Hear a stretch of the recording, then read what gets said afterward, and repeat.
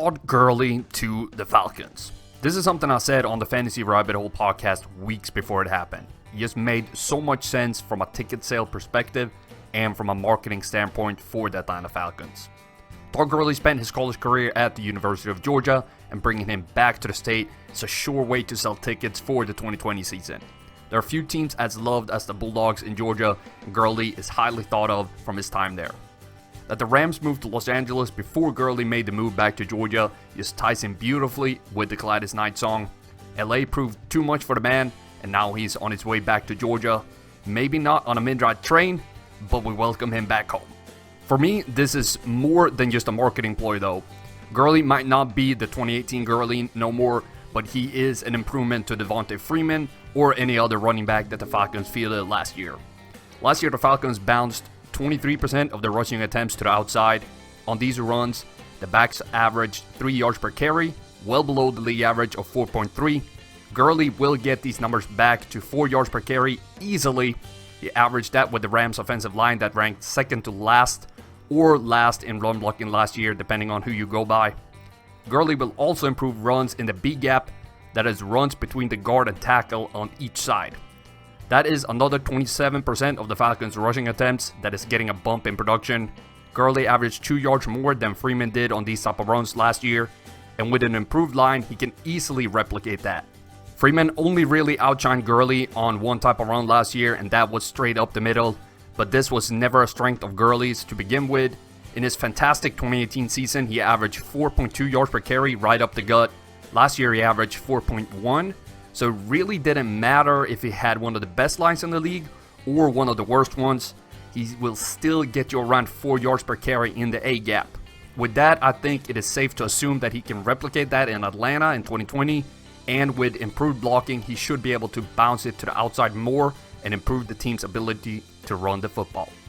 Looking even deeper into Gurley and how he struggled in 2019, he actually broke more tackles in 2019 compared to 18. He wasn't as bad as people want to make him out to be.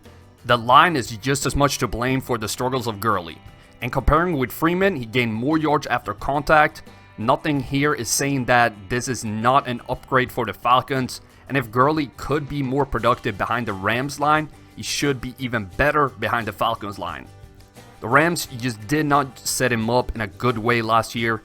In 2018, he saw 8-man boxes roughly 8% of his rush attempts. And in 2019, that was up to 24%.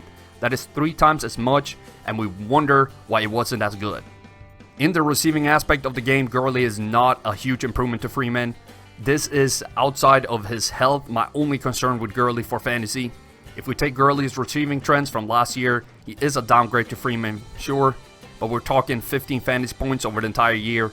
He will make up for that in the rushing game in 2 games. And again, I will have to go back to the offensive line in Los Angeles. He had no help, and they actually stopped throwing him the ball eventually. The offense was more predictable, and there were less of amazing screen passes that made him so effective in the passing games the year before. We have to stop comparing 2019 Gurley to 18 Gurley and comparing him what's out there for the Falcons. They had to make a decision to make people interested in the team. Bring in a former dog. Check. Bring in a former amazing player people can get excited about. Check. Improve the running back position without spending draft capital. Check.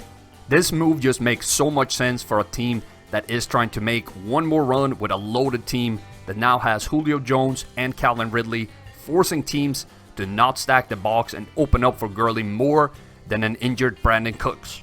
This move is also good for fantasy football. People are down on Gurley as their expectations have been unrealistically high. It can happen to Christian McCaffrey in 2020, what happened to Gurley in 2019.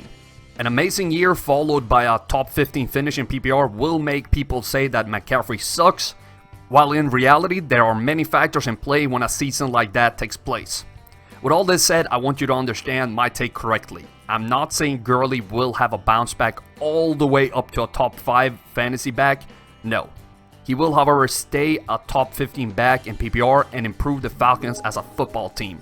I think this move is perfect for the Falcons, and I'm just as excited as Todd Gurley, who said that it feels like coming home.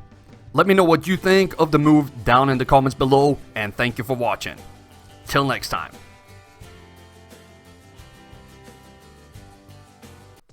Hello Fantasy Faithful, I hope you enjoyed that video. Don't forget to check out more of them right here and here. In case you haven't done so already, be sure to subscribe to the channel and turn on notifications so you don't miss a beat.